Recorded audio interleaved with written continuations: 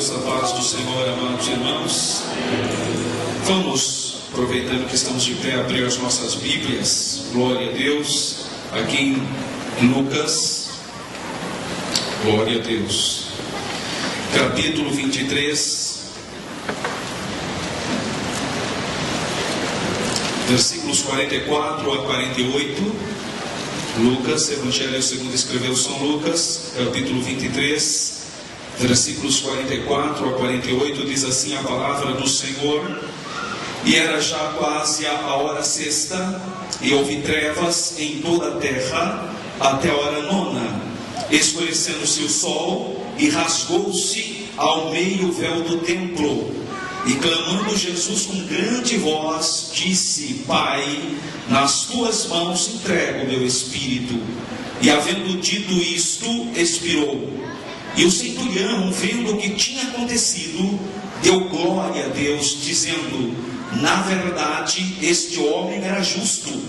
E toda a multidão que se ajuntara a este espetáculo, vendo o que havia acontecido, voltava batendo nos peitos. Amém. Amém, irmãos. Podem sentar. Glória a Deus. Meus amados irmãos, essa passagem do Evangelho de Lucas é um retrato de alguém que está descrevendo os últimos momentos da mais importante obra já vista na história da humanidade, que é o sacrifício expiatório de Jesus. Foi graças a esse sacrifício expiatório que hoje nós podemos estar aqui para ouvirmos a voz do Senhor. Foi graças à morte expiatória de Jesus é que nós estamos de pé pela misericórdia do Senhor.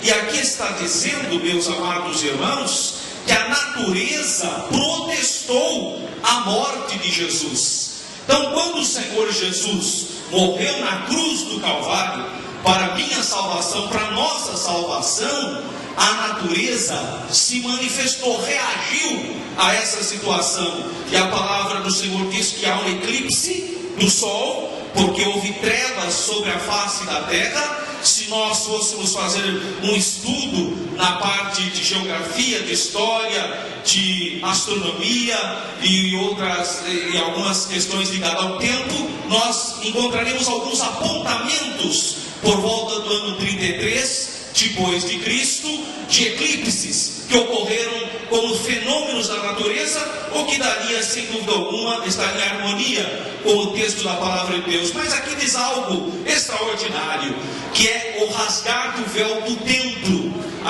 O templo de Israel, que era o segundo templo, construído por Neemias, por Esdras e uma série de profetas, Ageu e outros mais, e reembelezado pelo rei Herodes, tornou-se uma das belezas do mundo antigo. Havia um templo que separava o local santo do local santo dos santos, e eram poucas pessoas que tinham acesso ao local santo dos santos. Na verdade, era só o sumo sacerdote. O sumo sacerdote era um homem perfeito do ponto de vista físico. Ele não podia ter nenhum tipo de defeito, não podia ter as orelhas de abano, não podia ter nenhum tipo de defeito nas mãos, não podia ter pecado. Tinha que ser um indivíduo perfeito para poder ser o sumo sacerdote. Ele entrava uma única vez ao Santo dos Santos para levar a intercessão diante de Deus. Mas a maioria da população judaica, embora temente a Deus, não entrava no templo, estava excluída.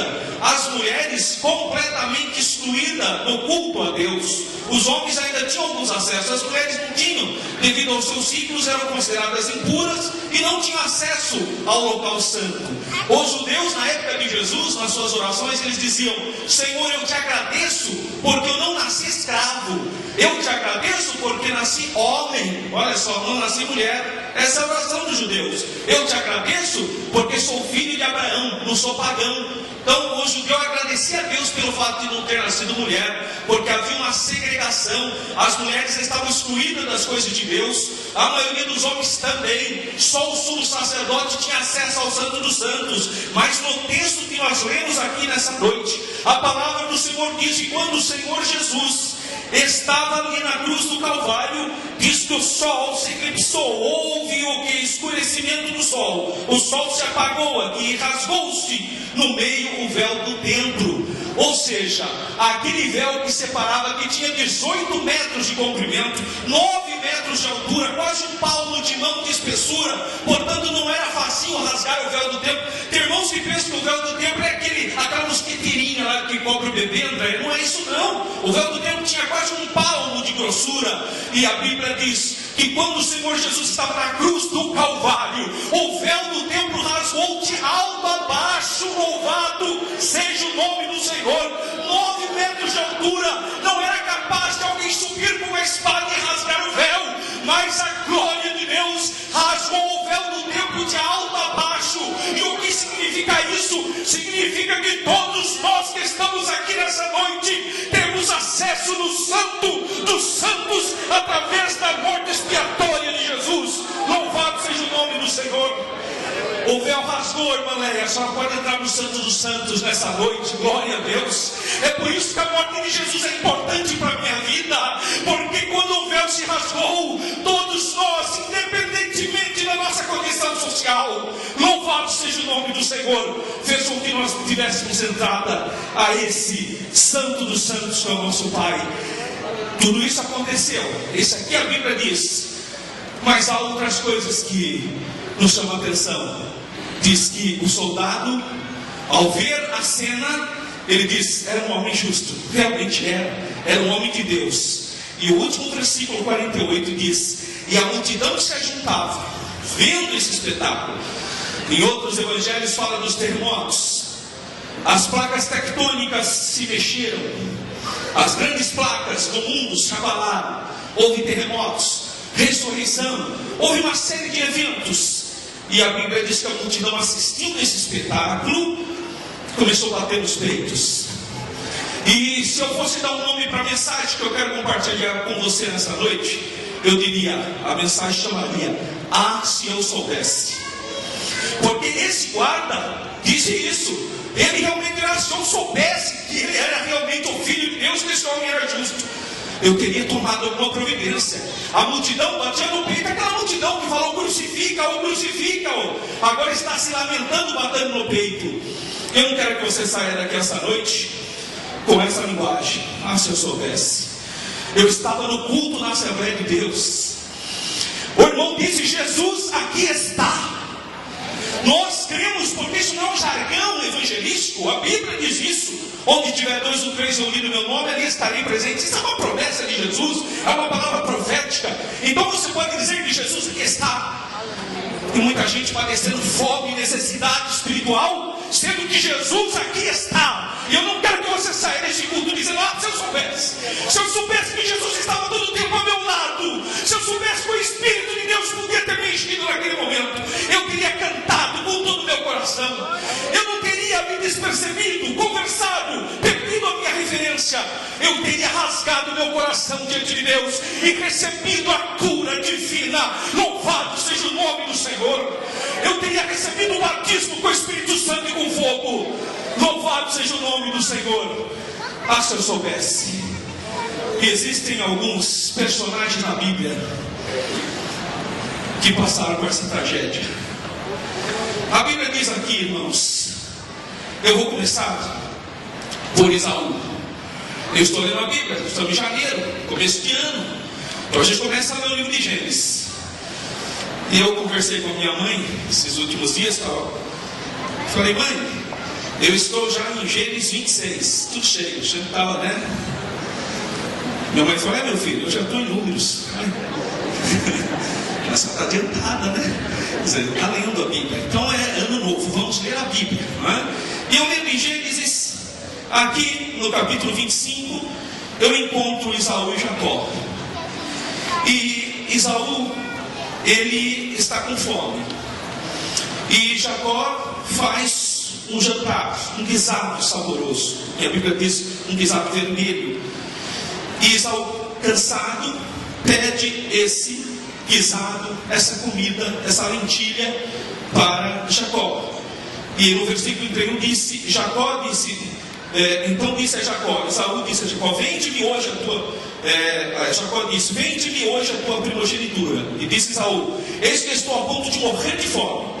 que me servirá a primogenitura? Para que me serve a primogenitura? Ser primogênito? Eu estou com fome, eu quero comer. Então se mostra uma pessoa completamente carnal.